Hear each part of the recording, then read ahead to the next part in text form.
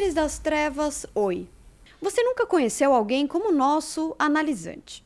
Porque se existe uma pessoa singular no mundo, é ele. Bonito, politizado, consciente, grande empresário, modesto, escritor, engenheiro, apresentador, doutor em ciências políticas, fã de terror, pai muito presente, abstêmio e professor de redação. Não é à toa que ele é o grande rei da noite de São Paulo. Apesar de não querer ser chamado assim, e eu concordo, já que esse nome te dá a sensação de estar falando sobre um homem que usa a camisa aberta até o meio do peito e uma corrente dourada, o que não é o caso, já que nosso convidado tem classe. O Batman da nossa Gotham City paulistana, bem-vindo Facundo Guerra.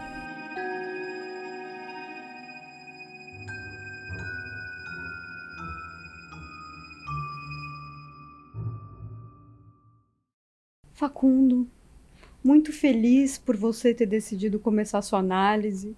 Eu odeio fazer análise. Eu É uma das sei. coisas que eu mais odeio fazer na vida. Eu sei. E olha, você gosta tanto de mim que você tá aqui hoje. Então. Mas só porque você é gata. Inteligente, senão não tá. Oh, muito obrigada. Facundo, como você tem estado? Me fala. Bem e mal. Eu acho que é sempre uma... Eu tenho... Eu não sei, eu não tenho muito essa noção de felicidade. Essa noção de felicidade pra mim é um pouco estrangeira, assim. Todas as vezes que me falam, eu tô feliz. Quem que é feliz? O que é feliz, né? Então, eu tô satisfeito grande parte das vezes e meu humor é temperado. Então, tem dias que eu tô um pouco mais melancólico, tem dias que eu tô mais efusivo. Eu acho que no final das contas é a composição desses diversos sentimentos que você tem ao longo do dia. Eu não consigo entender felicidade ou a busca pela felicidade. Eu acho isso tão infrutífero você ficar procurando um estado permanente de alegria e de prazer, quando na verdade o contraste que faz você se dar conta, né, do pico, do vale. Eu também gosto da minha melancolia. Sim. Então eu fico ali entre um e outro bem. Não que eu oscile muito, eu tenho uma faixa de oscilação bem curta, assim. Não tenho picos e vales, sabe? Mas a minha faixa de oscilação no clima temperado é de altos e baixos curtos, sem muitos picos, sem muito vale. Porque isso é o que faz a gente humano também, né? E ter essa noção, né, de que qualquer coisa que você sinta é passageira, né? Mesmo sucesso ou fracasso, qualquer coisa que eu tenho absoluta noção que vai passar. Uhum. E que é uma questão só de tempo até a morte, que é definitiva, né? Sim. Nossa, começamos já... Começamos bem. Caramba, desculpa. Imagina. Mas essa é a ideia mesmo, né? Eu acho que eu também... A gente não busca esse podcast que seja total good vibes, sabe? Vamos ser good vibes o tempo inteiro. Não, eu acho... suporto gente assim, gente Nossa, que eu acorda odeio felizona, também. pulando. Não dá. Eu acho que... Inclusive é interessante a gente falar dessa densidade mesmo, né? E desse lado mais obscuro, assim. Que eu acho que é o que talvez a gente acesse, né? Em comum, assim, também nas nossas profissões. Mesmo quando a gente define como um lado obscuro, a gente já tá criando um juízo valorativo, né? Com razão. Porque você fala assim, é um lado escuro. E não porque tem ausência de luz que ele é negativo. Concordo, total. Né? Eu acho que ele é importante, inclusive, como contraste. Porque a gente tem uma ideia que acho que é muito ocidental de criar um tabu sobre a morte, ou sobre qualquer coisa, seja um processo de degradação, um processo de caos, qualquer coisa que aponte para um lado contrário à ordem, a gente tende a colocar isso num campo do negativo, do juízo valorativo negativo. E eu acho que é absolutamente essencial para até a vida continuar. É indissociável, é um processo que tem uma moeda com duas faces. Não tem como você falar de vida sem falar de morte, de ordem sem falar de caos. Essa noção que a gente tem de que qualquer coisa que seja relacionada à morte ou à degradação é negativo, eu acho que é muito nossa, assim, sabe? Não, são processos naturais. Uhum. E a gente tem que se dar conta deles, né? E me fala como a morte entra na sua vida. Então... Ela não entra na minha vida, na verdade. Agora que eu tô envelhecendo, né? Agora que eu já tô na terceira idade, o começo da minha terceira idade, eu começo a morte ficar uma coisa mais tangível. O que era uma ideia abstrata, ou que acontecia como algo repentino, ou que era algo que era contrário à ordem natural da vida, né? Uma morte na juventude acontece ou por um acidente, uma interrupção uma fratura, vamos chamar assim, ou então porque alguém da tua família faleceu, meus avós primeiro, depois meus pais na iminência, e por aí vai. Só que ela é sempre estrangeira, ela sempre acontece com outro. Uhum. E aí, a partir, sei lá, dos 40 e muitos, 50 anos, ela começa a ser uma coisa mais... Ela começa a se aproximar. Você sentiu isso? Eu Com o sinto, tempo? cara. Mas é que a morte, na verdade, é uma perda energética. O contrário da morte, para mim, é o movimento, é o fluxo. Sim. Então, quando você vai envelhecendo, o fluxo começa a estancar. Então, você sente isso quase no nível mitocondrial, sabe? Das suas células mesmo. A tua capacidade de output energético começa a cair. De se movimentar. De se movimentar começa a cair. A sua energia começa a cair. Você começa a entrar num estado quase de latência. Então, essa perda energética que te encaminha para a morte, que é a cessão de movimento completa, é o antifluxo quase, eu começo a sentir quase num nível celular agora, sabe? É um bagulho muito esquisito. Porque a gente chama... E aí a gente começa, quimicamente, a tentar empurrar esse processo. Porque eu acho que é isso que é vida, né? A gente tem ordem, que é esse corpo. A gente tem caos, que é a degradação desse corpo, que vai virar outras coisas. E é esse processo de tentar manter essa organização, que é um processo perdido, é tipo Sísifo, sabe? Você não vai conseguir. Você vai perder em algum momento. Então você começa a empurrar esse momento com todas as suas forças e aí você começa a gastar cada vez mais energia para tentar manter essa ordem até o momento em que a batalha se perde. E essa perda É pode vir perdida. de repente também, né? Pode, né? Você Não não necessariamente consegue é controlar algo nada. é algo que você Mas você, espera. num nível energético, você começa já a sentir essa morte. Você já começa a sentir ela no seu íntimo, sabe? Então ela para, e essa é uma coisa interessante, ela para de ser uma ideia abstrata e ela começa a se materializar, pouco a pouco. Ela começa a se infiltrar no ser mesmo, sabe? De uma maneira quase existencial, qualquer coisa que você faça. Por exemplo, outro dia eu comprei um casaco de couro, que eu tava precisando, porque eu ia viajar, não sei o quê. E aí eu pensei comigo, talvez seja o último casaco de couro que eu compre na minha vida. E é verdade, porque quantos outros casacos de couro eu vou comprar? Então você começa a pensar, você começa a se transformar e de alguma forma, existencialmente, você começa a se preparar. É uma preparação longa, né? Provavelmente de 20, 30, 40 anos, não sei quantos anos me restam. Mas se eu for pensar 30 anos, talvez o que eu tenha de tempo de vida, 30 anos, eu me recordo dos meus 20 anos. Eu me recordo saindo da faculdade. Não foi muito tempo.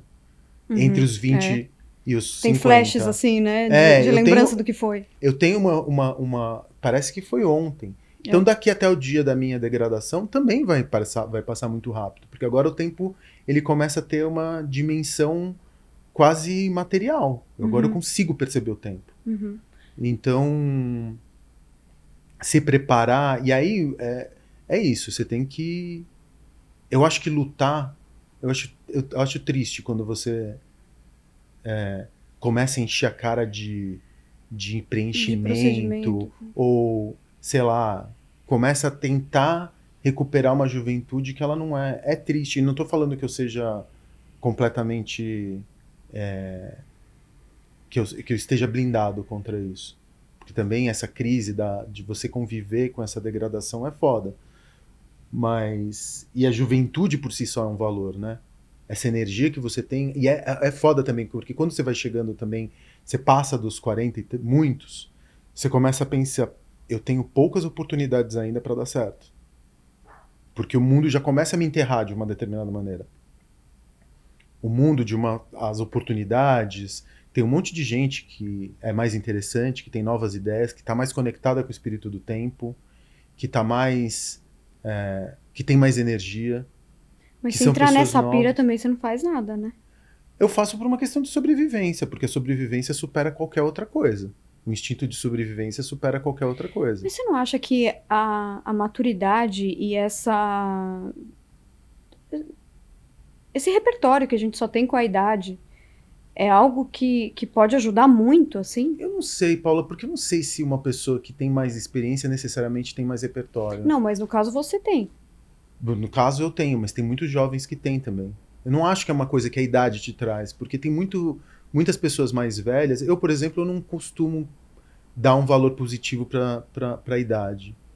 Eu respeito as pessoas mais velhas, desde que elas me respeitem, porque tem gente que só piora com a Sim, idade. com certeza. Tem pessoas que ficam com cada vez mais manias, as pessoas ficam cada vez menos curiosas, elas começam a falar, não, porque no meu tempo... Já estão mortas em vida, Uhum. né? Elas já estão mortas em vida. Quando elas começam a falar, não, porque no meu tempo, porque essa juventude de hoje, elas... esse processo de solidificação, esse processo de cristalização existencial, que é, se a gente for falar de morte, é a paralisia, é a perda de fluxo, começa a acontecer ali por volta dos 40 e muitos 50 anos, né? Tô criando aí um tempo, um delta de tempo. E essas pessoas, cara, elas não ficam mais sábias, elas começam a cada vez mais cristalizar e se aferrar a um passado nostálgico, edulcorado, que não existiu, porque as nossas memórias são todas artificiais. A gente vai criando memórias que se confundem entre a verdade ou a subjetividade e o desejo do que a gente gostaria de ter vivido. E essas memórias artificiais começam a dizer que o passado é melhor do que o futuro. E na verdade nunca foi. Nunca foi. Nunca É. foi.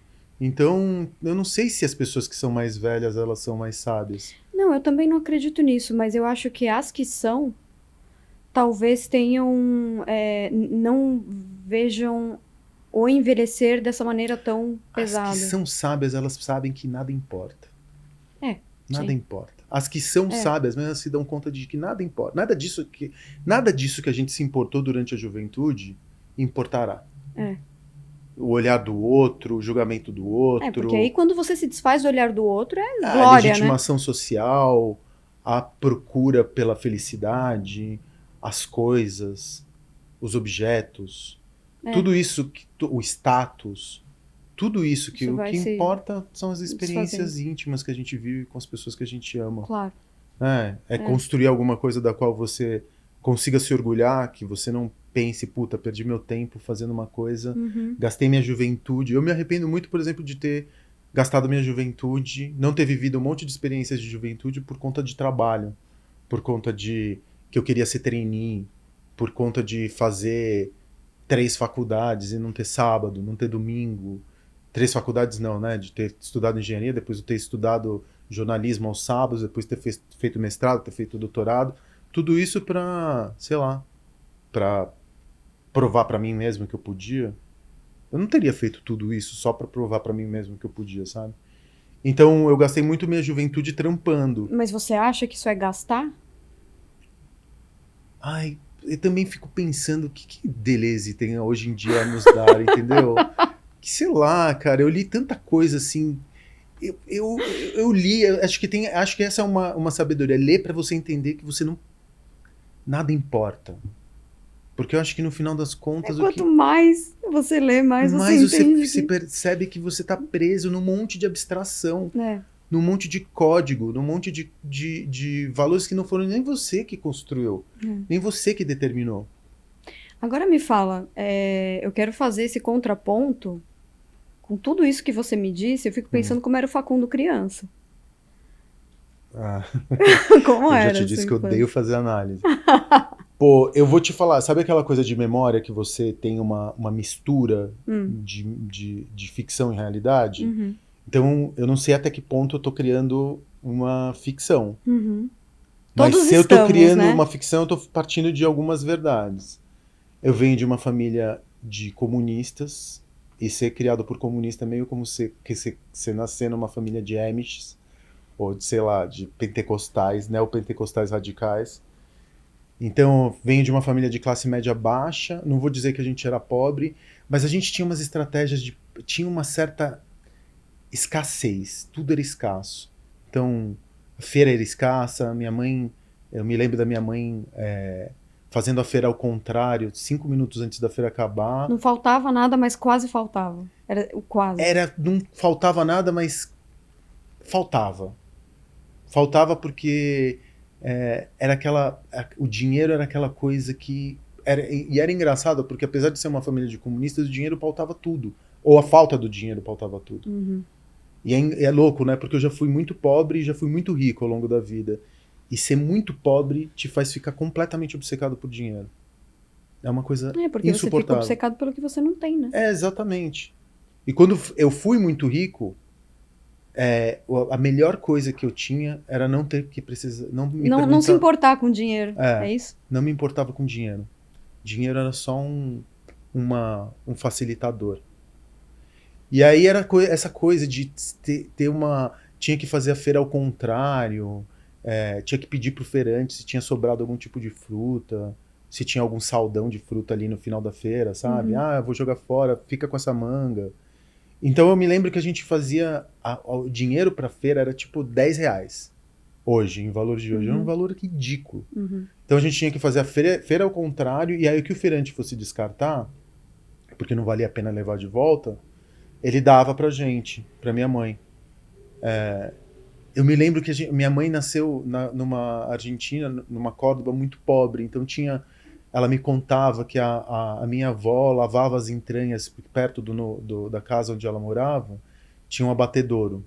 E aí, quando eles descartavam as entranhas, as tripas no córrego, a minha mãe pegava as tripas e fervia as tripas e tirava as fezes das tripas para depois a Nossa. gente ter fonte de para ter proteína. Uhum. Então eu me lembro da minha mãe contando dessas histórias.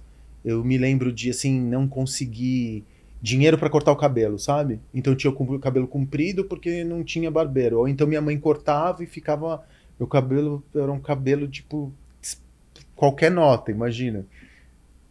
Então, eu me lembro da escassez de morar num apartamento pequeno, todo mundo socado no mesmo quarto, tinha a Teresa, que era que era funcionária de casa, mas que também ela tinha uma relação meio de regime de escravidão, porque ela podia ir uma vez por mês para Santa Isabel, que era onde ela morava, e ela era maltratada. Então eu me lembro que tinha a Teresa, que era a nossa funcionária doméstica, que também ela era muito maltratada pela família. E me envergonha demais isso. Hoje eu me lembro da relação que eu mesmo tive com essa mulher e eu sinto muita culpa. Mas era uma coisa assim, eu vou te falar, da década de 70, 80. 80, vai, que é quando eu cheguei aqui no Brasil. Então eu me lembro assim dessas vergonhas. Eu estudava num colégio de elite, né? Só que com bolsa. E aí eu me lembro também da minha mãe não comprar o uniforme na escola. E a minha mãe bordava os uniformes. Então era o Mackenzie, ele tinha tipo um escudo aqui no peito. Uhum. E aí era tipo um escudo mesmo, bordado, não sei o quê. Aí minha mãe comprava uma Hering e pegava e bordava o escudo na linha. E era um M todo torto, assim, que parecia um N. E eu usava conga. E era um colégio de gente muito rica. Sim. Ou pelo menos naquela época. Então eu era muito zoado por usar o uniforme que a minha mãe tinha feito. Aí a molecada tinha dinheiro para comprar lanche, minha mãe mandava 2 ovos cozidos numa Tupperware. Aí eu levantava minha sobrancelha e encaracolava quase por causa do cheiro do ovo cozido na Tupperware. Então eu me lembro assim, eu me lembro da infância muito solitária, que eu não tinha também nenhum amigo.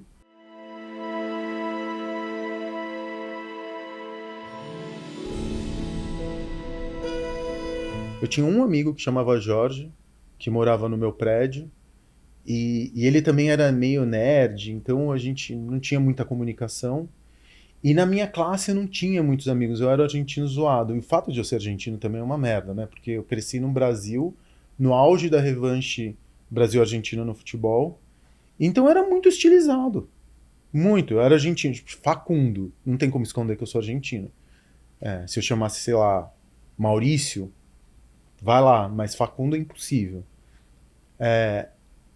Com uma aridez assim dentro de casa, porque eu não podia ouvir música, porque o 3 em 1 ficava no mesmo lugar da TV, então era um, era outro. Meu avô, meu irmão, minha irmã, meu pai, minha mãe, a Teresa, todo mundo morando num apartamento que tinha, sei lá, talvez 80, 70 metros quadrados, 2 quartos, pequenininho. Então era uma vida assim de muito. Não tinha dinheiro pra nada, nunca tive mesada. Então eu roubava, eu me lembro de roubar ticket de refeição do meu pai, da cartela, pegava uma carteira de couro que ele tinha gigante, tirava os tickets de refeição, e com esse ticket de refeição eu trocava por ficha de fliperama pra ir jogar flipper, porque eu também não tinha videogame, pra ir jogar flipper. Então era uma vida muito escassa, assim. Mas eu era ótimo aluno. Porque eu acho que era o escape, né? Era tipo... O estudo era o escape. Era uma forma de me destacar também. Então eu me lembro de ler muito, os livros sempre fizeram companhia pra mim. Meu pai também, apesar de ele não ter grana pra ter uma biblioteca, graças àquelas edições de domingo da Folha de São Paulo, que vinham os clássicos da literatura encartados e os discos de jazz. Vieram os discos de blues, os discos de jazz e os livros, os clássicos da literatura. Sim. Então meu pai, a biblioteca que a gente tinha era uma biblioteca desses livros que chegavam via Folha de São Paulo. Então eu lia muito, eu lia um livro por semana, que eram os livros que chegavam da Folha, ia muito em sebo para conseguir comprar Mad, revista em quadrinhos e tudo mais. E você ouvia essas músicas também? E eu ouvia blues, Desses e eu via esses blues e CDs jazz. que vinham porque eles eram encartados. Eu não tinha, não fui um moleque que cresceu ouvindo Kiss, AC/DC, esse tipo de banda de metal. Até meu repertório de música pop ele é muito limitado. E aí eu ouvi esses discos que vinham encartados, aí depois eu consegui mais tarde comprar um Discman, comprei um Discman roubado, olha que vergonha. Comprei um Discman roubado, eu tinha certeza que ele tinha sido roubado de algum playboy, mas eu comprei um Discman roubado e o Discman virou meu melhor amigo. Ele pulava pra cacete, levava umas pilhas, nossa, eu tinha que segurar ele assim, ó, porque ele Ficar assim, ficava, não deixar pular. ele ficava pulando na minha mão. E aí, com o Discman, eu consegui... Então, o meu gosto musical, ele se deu... Eu fui um adolescente muito tardio. Porque as relações de sexualidade, as relações de namorada, ou o gosto pela rebeldia, e também o fato de que eu apanhava muito na escola, sofria muito bullying, me fizeram ficar muito mais no meu mundo. E aí eu não queria mais ter contato com ninguém, entendeu? Arredio, você acha? Ficava super arredio. Eu não bebo por causa disso. Eu não Por bebi... causa disso. Porque no que acontece? O álcool é tipo um azeite das relações sociais. É um rito de passagem, né? Você começa a beber quando você começa a largar o álcool, a maconha, as drogas. Você tá ali naquela fase de adolescência, testando os limites e acessando substâncias que teoricamente são as substâncias de adultos, né? E eu não, como não tinha muitos amigos na adolescência, meus primeiros amigos eu tinha 17 anos, 16, 17 anos, eu não acessei o álcool como uma substância que me trazia a maturidade ou que me fazia pertencer. Porque eu não pertencia a nada. Quando eu vou acessar o álcool, que eu tinha 16, 17 anos, eu já estava tão revoltado com o outro, porque eu tinha sido muito machucado pelo outro, que o álcool ele não entra mais na minha vida. Todo mundo bebe, então eu vou ser o que não bebe, eu quero ser do contra. Eu comecei a ser do contra. Ser do contra, porque assim, em uma determinada maneira também eu tava cagando e andando pra opinião dos outros, porque eu nunca tinha contado com a opinião do outro, ou a legitimação do outro, pra conseguir nada na minha vida, sabe? Então eu comecei a falar, foda-se, eu não vou beber porque eu não quero beber, não gosto, e o álcool também é um gosto adquirido, né? Você vai aprendendo a beber álcool. E eu não tentei, bebi uma vez, eu não gostava da loucura. Eu também sempre, por ter vindo de uma família de classe média baixa, meu pai falava isso pra mim, ele falava, ó, o único jeito de você sair daqui vai ser se você tiver um bom emprego. Eu fui educado para ter um bom emprego. E o meu cérebro era uma coisa que eu cuidava muito. Porque eu sabia que meu cérebro era a minha chave para conseguir acesso a coisas melhores. Então eu tinha muito medo de danificar meu cérebro, ou com álcool, ou com drogas.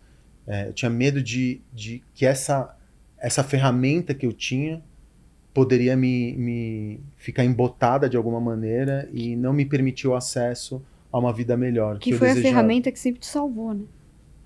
Não sei se sempre me salvou. Eu não acho que eu sou mais inteligente do que a média das pessoas, não. Não, acho mas que eu eu sou mais digo, esforçado. quando você estava no colégio, por exemplo, você falou dessa questão do estudo É. e tudo mais, então assim, você tinha que contar com aquilo Com que você isso. aprendia. Mas eu nunca fui um aluno genial, do tipo que, eu olhava para a lousa e conseguia fazer a prova. Eu estudava. Sim. Eu acho que disciplina e esforço, eu falei isso outro dia para minha filha. Minha filha é muito inteligente, ela é mais inteligente do que eu. Isso é notável, assim, a Pina é muito inteligente. Pela capacidade que ela tem de articular e conectar ideias distintas, que a inteligência tem diversas facetas, né? Eu tô chamando, ela tem essa capacidade de pegar ideias estranhas e construir uma ponte entre elas. E quem sabe que é muito inteligente normalmente fica arrogante. Essa é uma faca de dois gumes, assim. É uma lâmina de dois gumes, assim. Você tem ser inteligente, mas ao mesmo tempo você se sente superior às outras pessoas. E quem não é, várias vezes fica arrogante também, achando que é. Esse é o pior, né? Esse é o pior tipo de gente. Mas eu falei isso pra Pina, eu falei, cara, disciplina vence inteligência de 10-0. Sempre. Então, e é foda, né? Porque a disciplina também é um pouco... É uma ferramenta do capitalismo, né? A disciplina gera produção. E produção é importante pro capitalismo. É foda falar isso pra uma criança, né? Ter que falar pra ela que a disciplina vai levar ela pra onde ela quiser. Mas tem aquela questão também da disciplina trazer a verdadeira liberdade de alguma forma, né? Porque é o que vai fazer com que você consiga chegar onde você quer. Então você será mais livre do que se você não... E a disciplina também tem uma vantagem, porque o excesso de escolhas também é paralisante, né? Muito, muito. E hoje é o que a gente mais tem, eu acho, né? Para talvez, uma pré-adolescente, adolescente que tenha muitas possibilidades, né? Então essa disciplina para mim é uma coisa que eu tento sempre falar para minha filha, olha, disciplina vai te levar muito longe, mais do que a sua inteligência. Então ensinar a disciplina, a constância, o fazer mesmo quando você não quer fazer. E eu não sou disciplinado, eu queria ter sido mais. Ou eu não me vejo como uma pessoa muito disciplinada, eu sou muito indolente às vezes. Eu não sei, eu acho que se você não fosse, você não teria conseguido abrir tantos empreendimentos quanto você abriu e manteve, né? Porque você precisa de disciplina para isso. Eu não sei se disciplina... Eu também tô passando por uma crise, assim, porque ouvi uma vez uma pessoa que me falou um negócio que me machucou não, porque era uma verdade. Falou assim, você quando abre um negócio, você coloca uma energia incrível, e é muito doido, porque a quantidade de energia que você tem que colocar para um negócio existir é assim, é vulcânica. É um bagulho que você não faz ideia. Como se tornar um empresário de sucesso? 1. Eduque-se. 2. Esforce-se fora do horário de trabalho. 3. Procure um mentor. 4. Candidate-se para um estágio para ganhar experiência. 5. Priorize tarefas. 6. Pare de procrastinar. 7. Complete projetos. 8. Assuma responsabilidades. Porque você para pensar. Você tem um dia, um estalido. Você tem você tem uma faísca. E você fala, cara, eu quero resolver esse problema. E você identifica esse problema. Aí você começa a construir na tua cabeça uma solução para esse problema. E você começa a imaginar como a forma dessa solução. E você começa a pensar que tipo de... Aí você tem uma forma. Você tem uma forma... Ela é um rascunho só. É um caminho, tá? Aí você começa a pensar e vai falar, bom, quem é que eu posso chamar para me dar os contornos definidos dessa solução que por enquanto é um rascunho? Aí você vai trazer um arquiteto, um luminotécnico, um designer, uma equipe de comunicação, uma pessoa de operação, uma pessoa de financeiro, e aí você começa, o formato começa a se solidificar. Quando você tem esse formato solidificado na tua cabeça, você tem que viabilizar. E para isso você precisa de muito dinheiro. Eu tô falando assim de milhões e milhões de reais. E aí você começa a articular o capital, e você começa a articular o capital humano e o capital político, porque às vezes você precisa também de articulações políticas para conseguir Lógico. fazer algumas coisas. E aí você começa a articular centenas, às vezes milhares de pessoas que, de alguma forma, encaram aquele negócio como um negócio seu também. Uhum.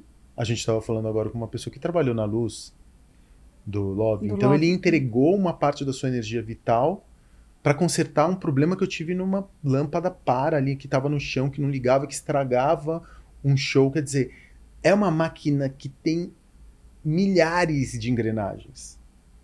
E contrapesos. Cada pessoa que trabalha também. Cada assim. pessoa que trabalha, cada pessoa que sonha, cada pessoa que tira seu provento dali. Uhum. E um dia isso existiu na minha cabeça. Aí depois de 3, 4, 5 anos, eu consigo dar um formato e eu consigo colocar no mundo. Eu chego exausto, porque esse negócio já estava dentro de mim há 3 anos, 4 anos. Aí eu consegui exorcizar ele e construir. Aí quando ele sai de dentro de mim, ele já não é mais meu. Ele é das pessoas que vão ocupá-lo, do que as pessoas vão sentir, do que como esses negócios, as memórias que vão se formar. Então é difícil para mim depois continuar dentro do espaço que um dia teve dentro de mim, mas daí já não tá mais, e aí as pessoas falam mal e isso me machuca porque é um pedaço meu, e as pessoas falam bem, mas eu não acredito porque eu também tenho síndrome de impostor. Então eu fico... Fala mais sobre isso, eu quero entender essa síndrome de impostor aí. sei lá, cara, porque eu acho que a minha autoestima cagada, ela sempre me serviu como um combustível.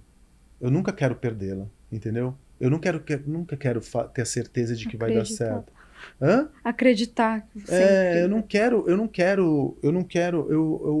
Eu fico muito honrado pelos elogios, mas eles importam muito pouco pra mim. Uhum. As críticas, elas são muito mais importantes. Você foi constituído assim, né? É. Sem que os elogios ou críticas importassem. Eu nunca tive muita validação, entendeu? É. Nem minha. Então eu acho que assim... Como assim, nem sua? Não, nem eu mesmo me dava tapinha nas costas porque eu tinha conseguido parabéns. alguma coisa. Mesmo. Tá. Eu nunca, então, como a minha autoestima não é das melhores, eu tenho essa coisa de um otimismo, porque sem otimismo você não levanta da cama, mas cauteloso, sabendo que o cenário é um cenário de probabilidade de risco de falência. Uhum. Ou de falha. E esse otimismo cauteloso, ele não me permite absorver e fruir o sucesso, porque eu tô sempre esperando pelo fracasso que vai suceder o sucesso. Então o sucesso, ele nunca me traz uma satisfação. Esse sucesso, ele tá sempre misturado. Essa vida que a gente estava falando, que está sempre misturada com a morte, esse sucesso, ele tem sempre embutido o fracasso. Porque também, eu acho que... na verdade é o contrário, o fracasso não tem embutido sucesso, mas o sucesso tem embutido fracasso. Sim. Assim, eu acho que é um jeito de você também... Não sei, quando você entrega um projeto, ou quando você realiza um empreendimento, o tanto de coisa que você teve que passar para conseguir levantar aquilo, o tanto de coisa que você teve que resolver para que aquilo fosse feito. Então, assim... De alguma maneira, aquilo ainda está dentro de você, né? Os fracassos que acompanharam o sucesso de cada projeto. Exatamente. E esses fracassos é que me pautam.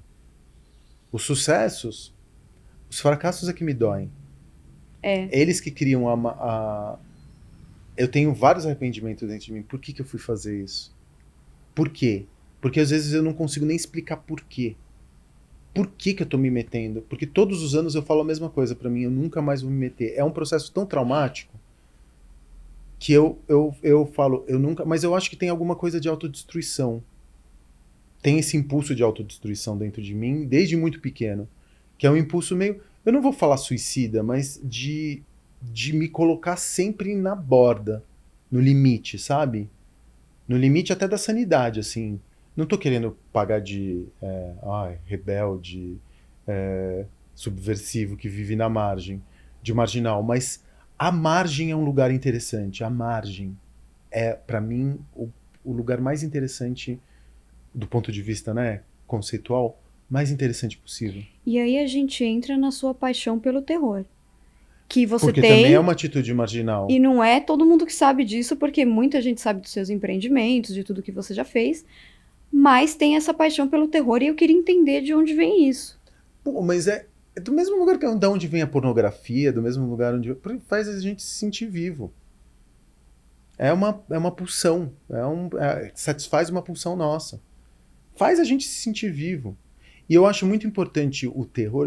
Eu gosto do terror. Eu não vou te dizer que eu sou do fandom do terror, porque eu sei que o terror é um assunto sério, né? Quem é fã de terror vive negócio, isso do ponto de vista existencial. Mas eu admiro muito o terror, porque ele realmente toca em determinados lugares que a gente só pode tocar através do terror. Eu, por exemplo, a minha filha gosta muito de terror e sempre foi muito crítica, eu sempre ouvi muita crítica de outros adultos falando, tua filha você não pode mostrar isso, não é cedo, é cedo demais. Mas eu acho que porque a maneira como eu justificava de ver filme de terror com minha filha era o seguinte, ela cresceu vendo um monte de mitologias para as crianças, né? As princesas, os filmes da Disney, os bichos que falam. Dependendo da perspectiva, isso pode ser também terror. Se você olha para essas fantasias... Contos de fadas, os né? contos de fadas tem muito de terror. Né? Sei lá, Branca de Neve, Me Traga o Coração da Branca de Neve. Os contos do Andersen também, eles são super pesados. Né? Originalmente super pesados. Né? Então, se você pega essas mitologias e prolonga os grandes... O terror que a gente tem, porque eu sei que tem vários gêneros, né? O de possessão, de zumbis, de vampiros, de criaturas mágicas, ou de serial killers. Eles são também um prolongamento dessas fantasias infantis. Então, eu acho que assim, o terror ele serve como uma vacina. Eu não quero que minha filha tenha medo de espírito. Eu quero que ela tenha medo de homem. Eu não quero que minha filha tenha medo de bruxa. Eu quero que minha filha tenha medo de gente que vai intencionar o seu mal. Então, eu acho que, assim, livrar... Se você tem medo do espiritual, se você tem medo do fantasma, se você tem medo do demônio, se você tem medo do zumbi ou do vampiro, esse medo é paralisante. Ele te faz sentir vivo na medida certa, tipo andar de montanha-russa. Te dá um frio na barriga e você anda porque você sabe que você está num campo seguro. Ele acirra a tua vitalidade. Né? Ele deixa a tua vitalidade mais pulsante, vamos chamar assim. E eu acho que o terror, na medida certa, também tem a mesma função. E você acha hoje que a Pina tem menos medo? Eu acho. Eu acho que a Pina tem muito menos medo do que ela é uma menina, mulher muito corajosa.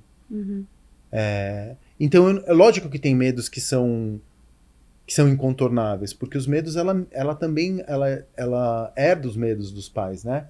Então, por exemplo, a mãe da Pina tem muito medo de insetos, baratas e tudo mais. A Pina tem, assim, fobia de barata, de inseto, de qualquer bicho, e é até difícil ir para a natureza com ela por conta desse medo que ela tem. Alguns medos são medos dela, que são definidores de identidade também. Porque a gente se define também pelos nossos medos, Sim. ou pela ausência deles. Sim. Então eu sempre falei, olha, pra mim ver um filme de vampiro, é lógico que eu não vou ver um filme gore com a Pina. Não vou ver um slash movie, eu não vou ver um filme que eu sei que é gráfico demais e que no final das contas... Jogos Mortais da vida. Não vou ver Jogos Mortais, entendeu? Entendi. Eu acho que tem esse cruzamento entre terror e sexualidade. Sim. E sexo, que você vê isso no Tipo Sexta-feira 13. Então, é óbvio que eu também não vou acessar esses lugares. Mas filmes, por exemplo, como Iluminado, que é um terror mais psicológico, Poltergeist, os filmes da década de 80, que não são de slash, né, que não são gore. Tem alguns filmes que são os filmes da vida dela. O Iluminado, por exemplo. Ela tem um pôster do The Shining no quarto. Ai, que orgulho. O original, o amarelo ainda. Olha! O original. Que incrível. Eu dei de presente pra ela. Então, são assim... são relações que ela tem. É um tipo de cinema que muitas vezes as pessoas não gostam de acessar, porque causa agitação. E a bruxa, por exemplo, ou a bruxa, sei lá, a gente viu, sei lá, a Freira, os filmes da Annabelle. Uhum. Então são filmes que eu acho que ainda são prolongamentos dessas fantasias infantis, que no final das contas eu falo pra ela, Pina, a gente não pode ter medo de vampiro. A gente tem que ter medo de gente. É. Ou do que as pessoas são capazes de fazer quando elas se sentem acuadas. Porque eu também não parto do pressuposto que as pessoas são ruins. Eu parto do pressuposto É que mesmo, Facundo? não parto. Olha, Eu não consigo. eu queria ser que nem Eu você. acho que a circunstância faz a pessoa. Eu tenho uma circunstância tal que hoje eu posso me dizer honesto, ético, verdadeiro. Eu posso me dar o luxo de falar aquilo que eu penso. Mas isso é uma circunstância privilegiada que eu tenho. Uhum. Tudo ser bom é um privilégio. E isso faz parte, claro, da sua constituição também, desde Mas, Paula, infância, se não? eu tivesse minha filha passando fome, cara, eu pegaria numa arma e te faria um assalto. É. Se eu tivesse desesperado por fome, ou desesperado completamente sem opções, eu cometeria um crime. Todo mundo chega nesse ponto, todo mundo pode chegar Eu nesse tenho ponto. muito medo desse momento limítrofe que a gente está vivendo, como a gente viveu na pandemia. Uhum. Porque quando a gente vai chegando nesse limite, a civilização, os protocolos civilizatórios, eles começam a se dissolver. Uhum. Então, e a gente vai ficando cada vez mais individualista e menos coletivista. Uhum. Já vivemos uma sociedade muito individualista, né? Mas o outro começa a ser o lugar o outro é uma ameaça. Ameaça. Ele não é mais uma potência, ele não é mais uma solução, ele é uma ameaça. Uhum. E eu acho que esses tempos de escassez, esses tempos de crise em diversos âmbitos, né? Eles tiram o pior da gente. Então eu não consigo pensar assim, o ser humano, ele é. Primeiro que ele não é, ele é construído. Ninguém nasce com a sua moral encodada nos seus genes, Mas eu gravada nos seus genes. Mas eu acho interessante, por exemplo, a empatia, o jeito que ela é construída, porque um bebê, óbvio, porque é um bebê, ele não é empático, então ele quer tudo pra ele, tanto é que a gente fala daquela questão a gente chama, né, de Sua Majestade o bebê, porque é tudo só vem. Então, claro, ele não tem a noção do outro.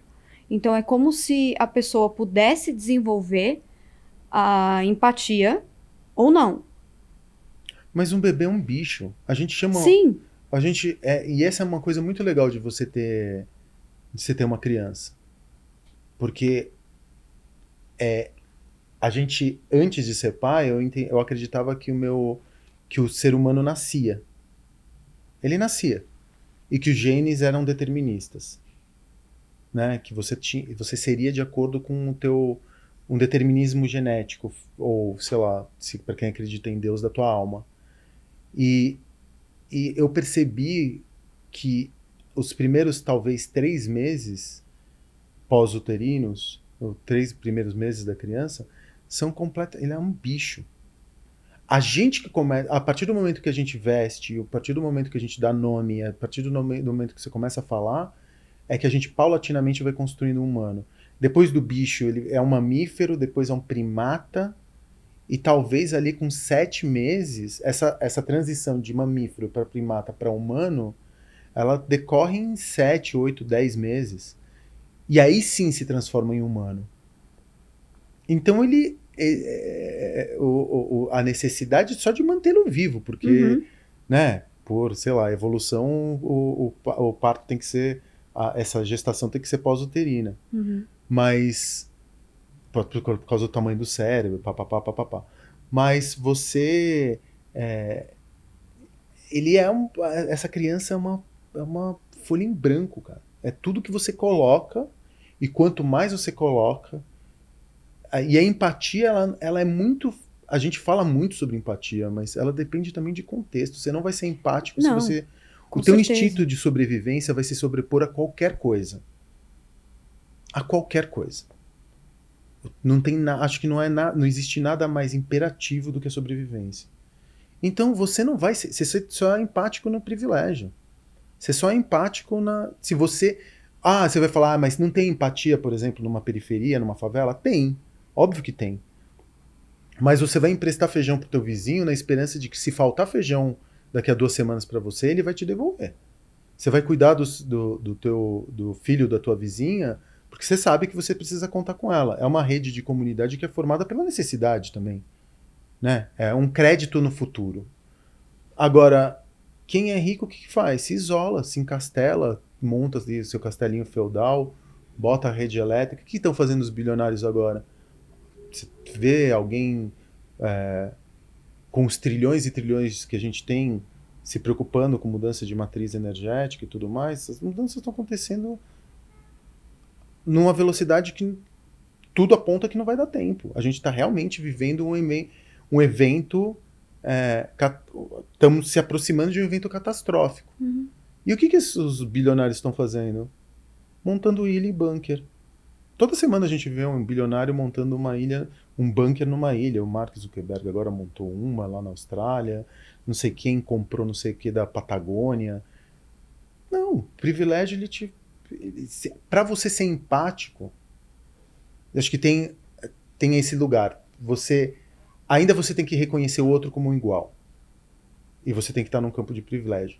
Mas a partir do momento em que você fica, por exemplo, bilionário, você já não consegue mais olhar para as pessoas como humanos. Mas aí eu acho que tem toda essa questão social que muda tudo, sem dúvida. Mas é claro que uma pessoa ela vai se tornar mais ou menos empática dependendo do meio, de tudo. Então, às vezes, né, tô falando até se for pensar na psicologia criminal. Então, ou a escola segura, se houver uma escola, ou a família segura, ou o que ela come, o clima, tudo envolve o que aquela pessoa pode se tornar e se ela vai se tornar alguém que segue a lei ou não, né? Então, assim, a empatia, ela acaba se fazendo também a partir daquilo que segura em volta ou não. Então, mas você reforça aquilo que eu acabei de dizer. Sim. É o ambiente, sempre. Sim, é o ambiente. Mas quando a gente fala de um bebê, é essa questão. Antes não é uma pessoa. E aí a empatia ela é construída depois, né? De qualquer maneira. Sim, dependendo porque dos estímulos que essa pessoa receber. Dependendo dos estímulos, exato. Porque você vê, mesmo quando você cita o caso dos serial killers, essa é a sua especialidade. Mas o pouco que eu sei sobre o assunto foi que tiveram uma infância... muitos deles tiveram uma infância completamente deteriorada, Sim, foram e abusados. Muitas vezes, totalmente. É quase unânime, assim. Só que muitas vezes não é ter passado por coisas terríveis, né? Assim, mas é acreditar que estava sozinho. Não... Mas a solidão é uma coisa terrível. A solidão é uma coisa terrível. Sim, mas é isso. A pessoa se vê sozinha. Então, ela não consegue ter a conexão com o outro. Ela não forma conexão com o outro. Porque o outro... eu acho que essas pessoas... Para você conseguir... Eu acho que tem um processo... Essas pessoas, elas se isolam tanto que elas criam um processo de desumanização das suas vítimas. Eu acho que totalmente, ela nem... não existe... não é gente aquilo. Não é mais gente, entendeu? Não é. Esse processo, por exemplo... Você vê qualquer genocídio que aconteceu agora, um genocídio que, até contemporâneo, sei lá, de Israel-Palestina, não são mais humanos. Não. Se você tem a capacidade de atirar em pessoas que estão procurando água e comida para sobrevivência, se você tem capacidade de fazer isso, é porque você não vê mais um humano. Sim. Você desumanizou completamente. E qualquer tipo de genocídio é um processo paulatino de desumanização, e você não precisa nem falar de genocídio. Você pode ver aqui no centro de São Paulo. Né? Uma pessoa que é dependente química de crack, ela não é em situação de rua. Uma pessoa em situação de rua, ela não é vista mais como humana. Ela não defeca no lugar certo, ela não urina no lugar certo, ela não toma mais banho. Todos os protocolos civilizatórios... É o retorno ao que a gente tinha falado, né, do bicho. É um retorno ao bicho. que é, na verdade, não é um retorno, porque aquela não foi também uma escolha. Não. É um processo. E essa pessoa começa a não a enxergar o outro também como um eu não sei porque eu não tenho essa empatia, eu também nem conseguiria falar sobre como que essas pessoas enxergam o outro. Mas eu imagino, por exemplo, que enxerguem o outro como o lugar da dor, da rejeição ou da sobrevivência. E cada pessoa ela vai sendo modulada. Essa pessoa pode me machucar, essa pessoa pode me ajudar a conseguir mais uma pedra, ou conseguir comer um prato. E essa pessoa ela pode... O que essa pessoa pode me trazer? Como que eu posso usar essa pessoa, entendeu? Então, no final das contas, é isso. Não acho que esse processo, e voltando ao fato de eu ser pai, de construção de um humano, ele é talvez o papel mais importante que eu tenho na minha vida hoje.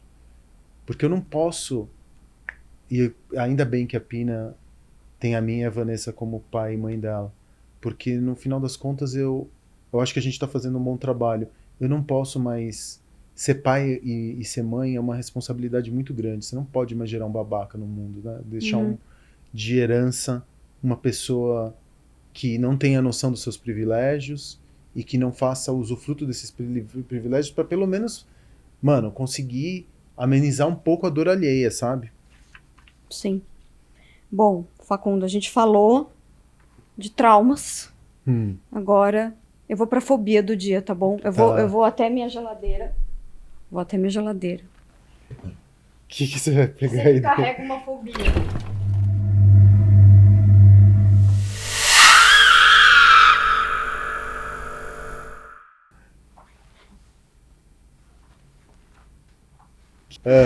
Que é essa fobia? Ergofobia. Eu não faço a menor ideia do que é ergofobia. Ergofobia é o medo irracional de trabalhar. Você não tem essa fobia, né? Cara, não tenho, mas eu não gosto de trabalhar. Eu não gosto de trabalhar. Você trabalha o tempo inteiro, Facundo. Eu não gosto de trabalhar. Porque você não gosta? Por isso você trabalha. Eu trabalho porque eu preciso, gata. Se eu tivesse com minhas contas pagas, se eu fosse herdeiro, eu não ia trabalhar. Eu tenho mais o que fazer da minha vida. Nossa, eu não gosto. E olha que eu sou privilegiado no trampo, hein? Tô aqui, né? Consigo fazer minha agenda, Você não faz tenho o que que dar você satisfação gosta. a ninguém. Mas eu lembro que uma vez você falou pra mim, isso ficou na minha cabeça. Você falou assim, olha, eu faço o que eu faço, porque se eu não fizer, ninguém mais faz. O lance de revitalizar, né, os pontos importantes de São Paulo. Não, é porque assim, eu sei fazer, eu sei como, eu sei lembro como que você falou fazer, isso. entendeu?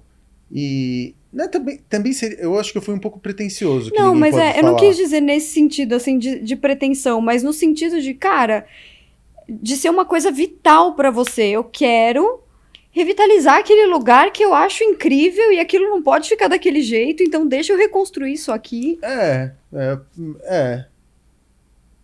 Mas também agora, à medida que eu vou envelhecendo, eu falo, mas deixa morrer, né? Eu não sei. Eu tô numa crise, até com o meu trampo, assim, porque meu trampo é muito um lugar de dor e de prazer. Então, quando dá certo, é maravilhoso, mas agora eu tô cada vez menos idealista e cada vez mais egoísta, no sentido de que nada faz sentido se eu não estiver ganhando dinheiro, entendeu? Entendi. Então eu tô muito mais materialista nesse sentido. Dinheiro nunca foi pra mim. Dinheiro sempre foi um número meio. Entra, sai, é uma coisa. Foda-se. Eu vivo com o que eu.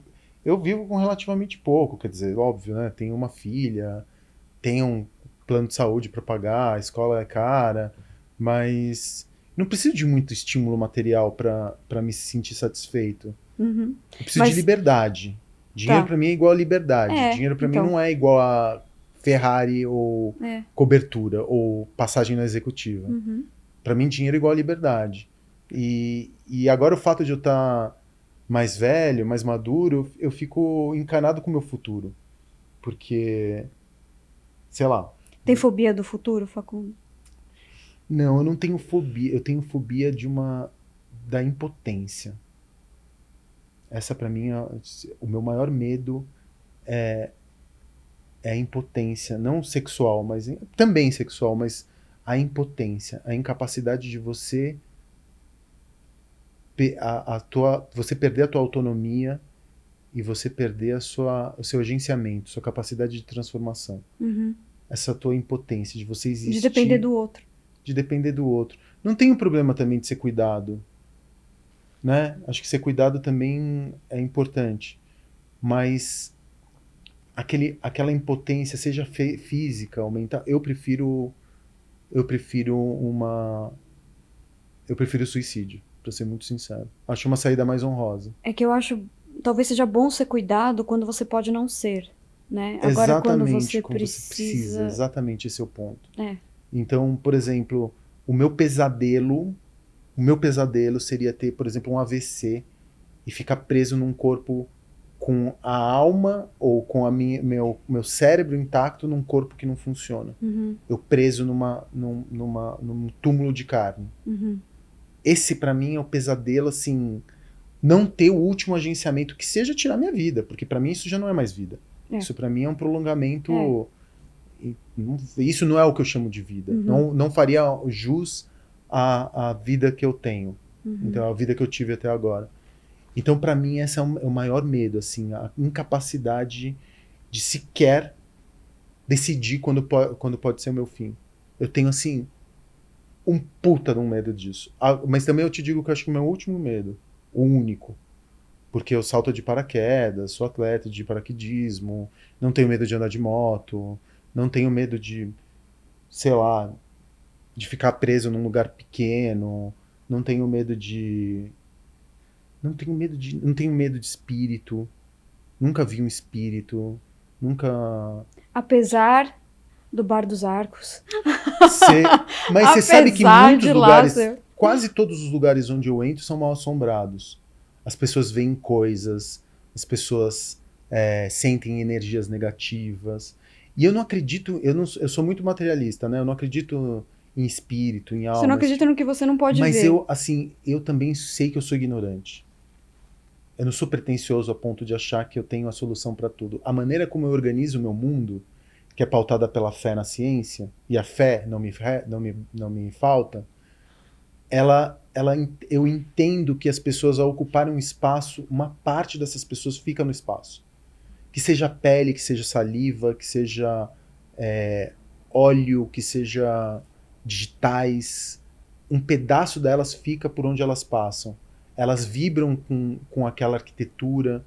Então, quando eu entro num lugar que foi abandonado, onde pessoas morreram, onde pessoas sofreram, onde pessoas amaram, eu acho que de alguma forma que eu não consigo explicar pela minha racionalidade, aquela energia ela fica presa.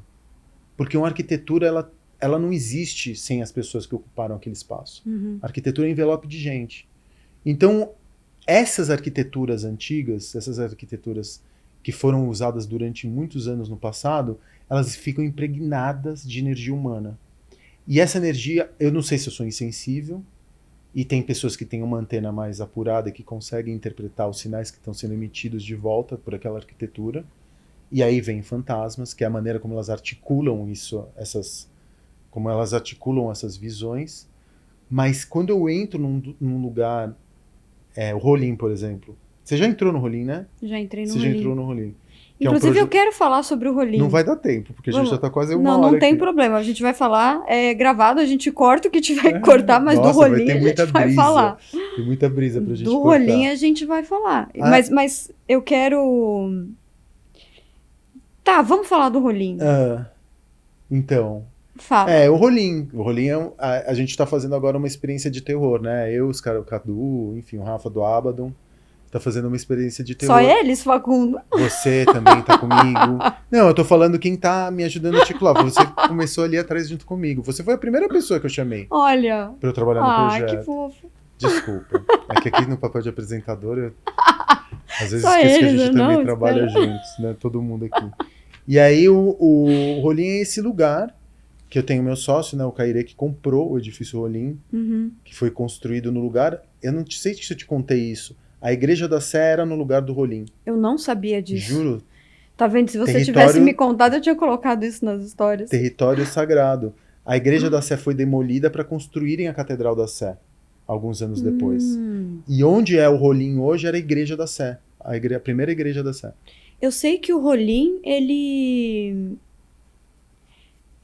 começou a perder, né, toda aquela aura que ele tinha quando o Martinelli surgiu, né? Sim, 3 anos. Que por alguns anos ele foi o edifício mais alto de São Paulo. Então depois o Martinelli foi o projeto do Pujol, que fez o CCBB aqui em São Paulo, né? Um edifício histórico super lindo. E é do mesmo arquiteto. E aí a primeira ideia era transformar num hotel, mas aí logo eu me dei conta que um hotel ali na cara da Praça da Sé não ia funcionar. O Caire me chamou, né, com essa ideia de hotel. E aí eu fui conhecer os caras do Abaddon, que tem o Abaddon, né, um projeto que eu acho foda aqui em São Paulo. Você nunca foi, né? Não fui Você ainda. não foi no Abaddon ainda, a gente Eu tem não que fui combinar ainda. de você ir. E aí que são também dois loucos, fanáticos por terror também, amam fazer terror, são do fandom. E, cara, eu fui com eles pro Rolim, e o Rolim dá pra fantasiar, porque como ele nasceu como um apart hotel, então dá pra fantasiar muita coisa dentro do Rolim. Dá pra ler aquele prédio como um prédio que ficou maldito em algum momento em São Paulo. Dá pra fazer as interpretações. Ele tem uma história de dor. Ele é um prédio dolorido. Você olha pra arquitetura dele, você olha pra ele, você percebe dor naquele lugar. E pra você de alguma forma ressignificar essa dor com uma experiência de entretenimento, é engraçado porque você não pode lutar contra o que as coisas são.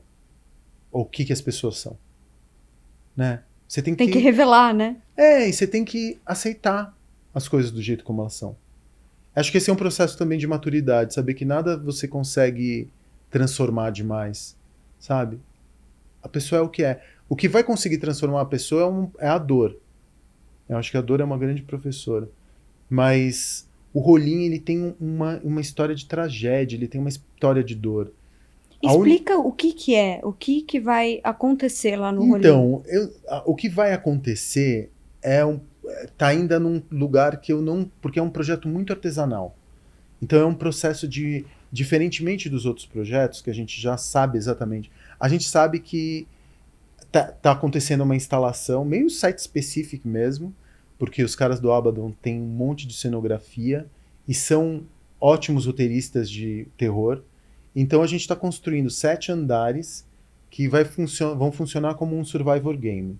Então, para te contar qual que é o produto, você vai para um primeiro andar para conhecer, graças aos seus contos, os crimes que aconteceram no Rolim. Você criou um livro de contos que falava de crimes imaginários que aconteceram no Rolim.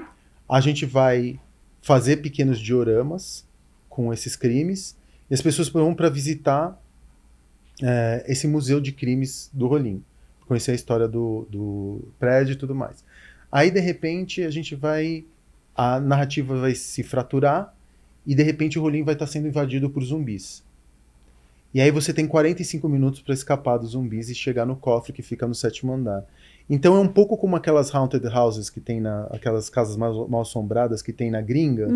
Eu visitei agora, eu fui pro Texas, no Halloween, e eu fui numas 10 casas mal assombradas. Olha. Que são percursos, né? Você faz percursos dentro da casa, né? Dentro de um galpão, e ali você vai tomando sustos. É um pouco por aí, só que num prédio e numa arquitetura que é de verdade.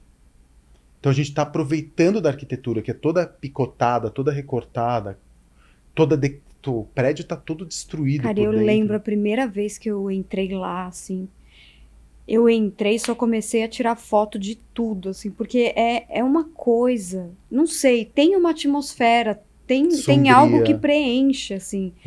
E eu me senti parte daquilo, assim, desde o primeiro momento que você entra, pelo menos onde eu entrei, tinha aquele chão preto e branco, sim, assim, aquela coisa, E aí você se sente meio que num lugar grandioso, mas ao mesmo tempo com uma densidade. Sofrido, então, né? Sofrido. Eu acho ele muito sofrido. O Rolim, todas as vezes que eu vou lá, dá pra cortar a melancolia com uma faca, assim, no ar.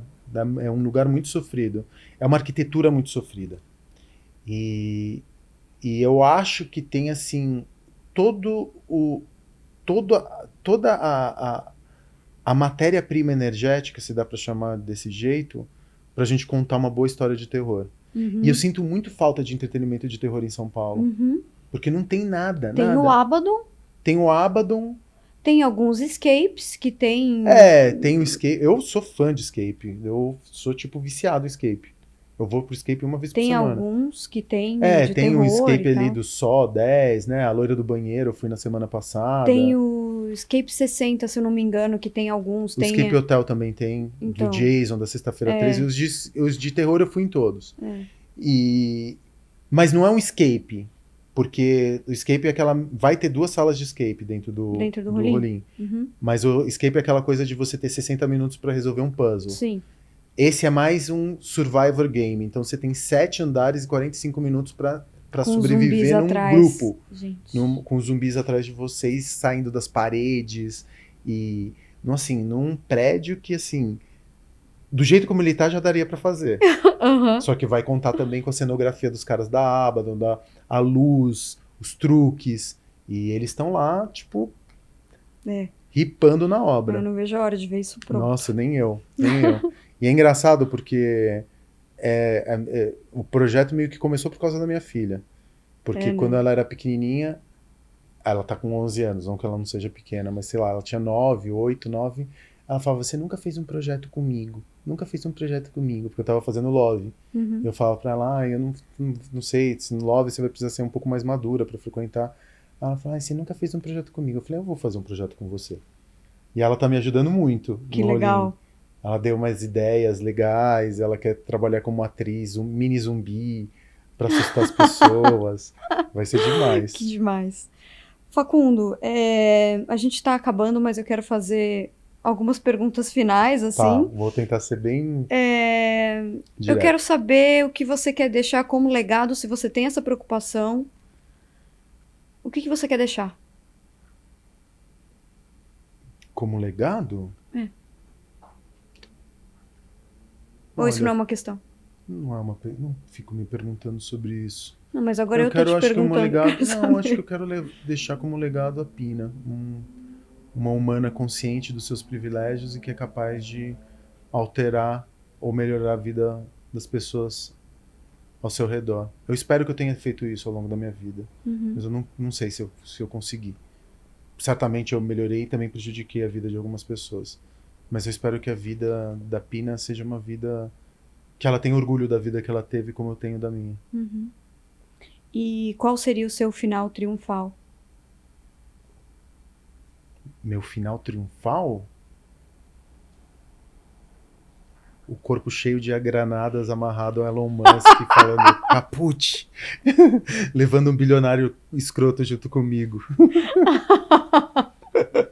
Obrigada, Facundo. Foi ótimo. Quero que você deixe, sei lá, @ qualquer coisa que você quiser falar para as pessoas, convidar o pessoal para ir para os empreendimentos. Então, enfim, @ Facundo Guerra no Instagram. E é isso. Lá eu coloco tudo que precisa ser colocado pra fora. Fim da sessão. Até que não foi tão dolorido assim.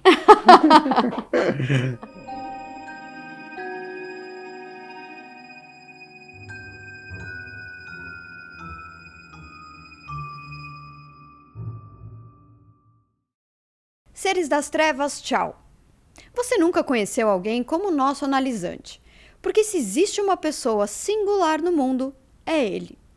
Bonito, politizado, consciente, grande empresário, modesto, escritor, engenheiro, apresentador, doutor em ciências políticas, fã de terror, pai muito presente, abstêmio e professor de redação. Não é à toa que ele é o grande rei da noite de São Paulo. Apesar de não querer ser chamado assim, eu concordo. Já que esse nome te dá a sensação de estar falando sobre um homem que usa a camisa aberta até o meio do peito e uma corrente dourada, o que não é o caso, já que o nosso analisante tem classe. O Batman da nossa Gotham City paulistana, adeus Facundo Guerra, e obrigada pelo seu inconsciente.